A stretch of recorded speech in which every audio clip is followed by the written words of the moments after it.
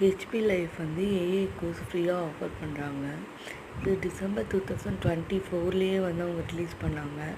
அது இன்னுமே ரோலிங் ஆகிட்டு தான் இருக்குது. யார் வேணாலும் இதுக்கு வந்து அப்ளை பண்ணிக்கலாம். ஃப்ரீ சர்டிஃபிகேட்டும் இதில் கிடைக்கிது.